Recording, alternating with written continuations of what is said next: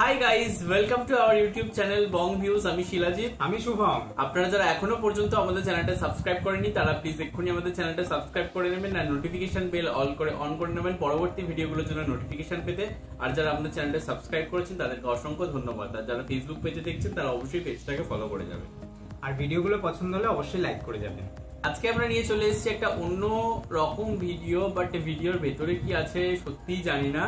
But recently আমরা মানে বলতে গিয়ে হাসি পেয়ে যাচ্ছে।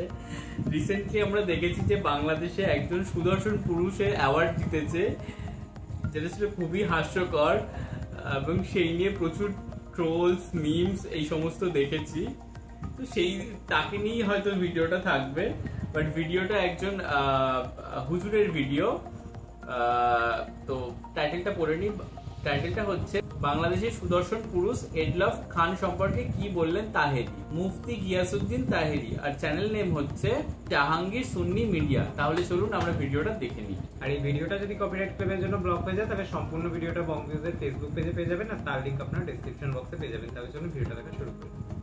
বাংলাদেশের ভিতরে সুদর্শন পুরুষ সারা বাংলাদেশ সুদর্শন পুরুষের আমরা প্রতিলাভ করিয়া যেখানে মহিলারা প্রতিলাভ করা নিষেধ হারাম, এখানে পুরুষের প্রতিলাভ করিয়া ব্যবসা করিয়া একবার কি সুন্দর ড্রেস নাই, এখানে 28,000 39,000 এরপরে 50,000 কেন কথা বলি কেন কথা করে মানে কি দেখে ইনি সুদর্শন পুরুষের আখ্যা পেলেন, মানে সেটাই তো কথা বলেন ঠিক ঠিক বলেন কি দোষ করেছিল তাহলে সেটাই। এগুলো কি আপনার বাংলাদেশের পক্ষে সবই সম্ভব? এই বাংলাদেশের পক্ষে সবই সম্ভব, বাংলাদেশের পক্ষে সবই সম্ভব। মানে ব্রেন পচে গেছে। আজকে মনে মনে ভাবতেন কয়েকদিন আগে প্রশ্ন দেখলাম কয়শো হাফিজের মধ্যে বাংলাদেশের একটা ছেলে প্রথম হয়েছে। আজকে এই ছেলেটাকে যদি সেলিব্রিটি হিসাবে উপস্থাপন করা হতো এগুলো কি যত নোংরামি আছে কয়েকটা বাজে বাজে লোক আছে শুধু সারাদিন মিডিয়া এদেরকে নিয়ে নিউজ করে, ভালো কোনো নিউজ নাই, সব এবার দামটা কথা বলে। তো রুচির বাজারে দুর্ভিক্ষ পড়ছে দেখে এটা সুদর্শন পুরুষ। খারাপ লাগেনি শুনতে?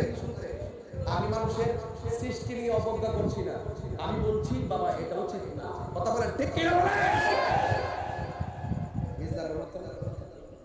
এরপরে হিজলারও মানুষ না। আজকে আসার পথে দেখে আমার সালাম দিচ্ছে পুলিশে।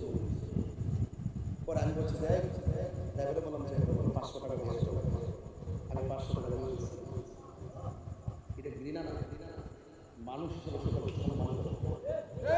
কিন্তু হাদিস শরীফে আসছে কোনো পুরুষ যদি মহিলার সাথে সাজে আর কোনো মহিলা যদি পুরুষের সাথে সাজে তার উপরে খোদার গজব, খোদার ওই যে আমাদের একজন হিজরা বোন রত্না, সে আমার 500 আমি রাস্তা দিয়েছি 500 ওয়াজ হয়। আর আমি যখন গারমুরা ঢোকার আগে না গারমুরা ঢোকার আগে একটা ছেলে এমন ভাবে আমার ড্রাইভারটা একটু মেজাজ এবার এটা ওভারটেক করে তো সালাম দিতে চাচ্ছে পরে গাড়িটা নামছে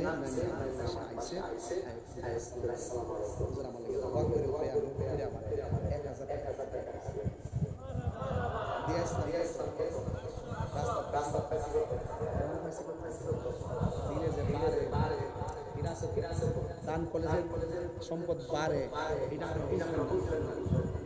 কি ও সাদা বান্ধব বলা বাবা আপনি কি বুঝে গেছিল আও উচিত কথা কইলে আপনারা রাগ করে নিও জরুরত না তাহলে এখন বলে বাবা তুই আপনাদের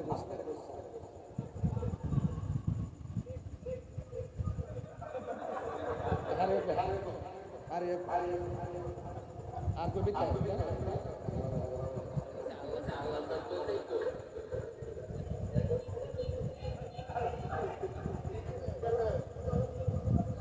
ভাল লাগছে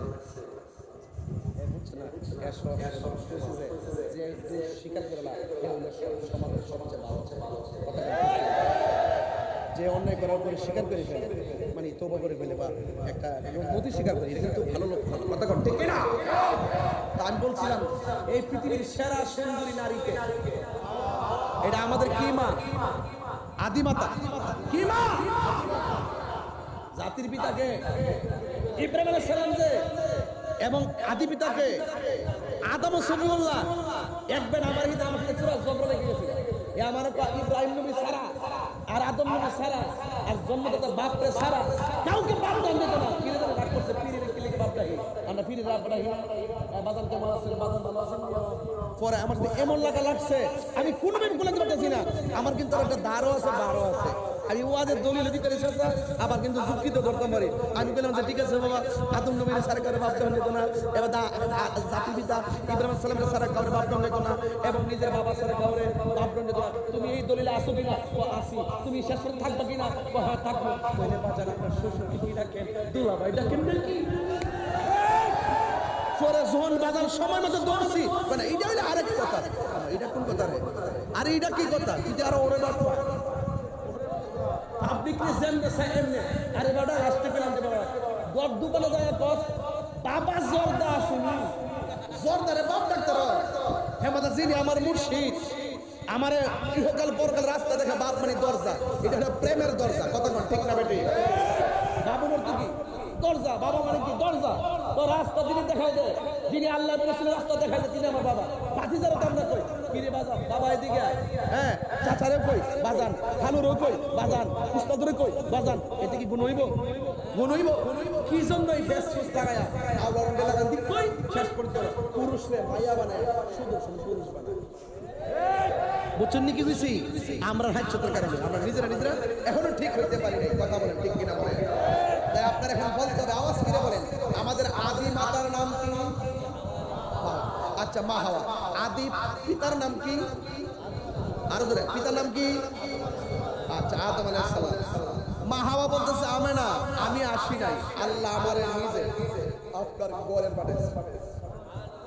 শুরুর দিকটা তো ভীষণই মজার ছিল এবং যাকে সুদর্শন পুরুষ অ্যাওয়ার্ড দেওয়া হয়েছে, তো সুদর্শন কথাটার মানে কোথাও গিয়ে বিপরীত হয়ে গেছে তার ক্ষেত্রে এবং বিষয়টা সত্যিই খুব একটা মানে ভীষণভাবে একটা মিমস কন্টেন্ট হয়ে গেছে এবং মানে বাংলাদেশে এত ভালো ভালো সুদর্শন পুরুষ থাকতে মানে তথাকথিত যদি বলা হয় যেমন হচ্ছে শাকিব খান রয়েছে, মানে মানে হিরোদের মধ্যেই যদি বলি আরিফিন শুভ রয়েছে, সিয়াম আহমেদ রয়েছে, তারপরে নিশো ভাই রয়েছে, সিঙ্গারদের মধ্যে প্রীতম হাসান রয়েছে, মুজা রয়েছে, এরকম অনেকে রয়েছে এবং যদি তার বাইরে যদি অন্যান্য ক্ষেত্র আমরা দেখি তো সেখানেও প্রচুর মানুষ রয়েছে এবং প্রচুর ইনফ্লুয়েন্সার রয়েছে, যেমন সালমান মুক্তাদির যথেষ্ট সুন্দর দেখতে।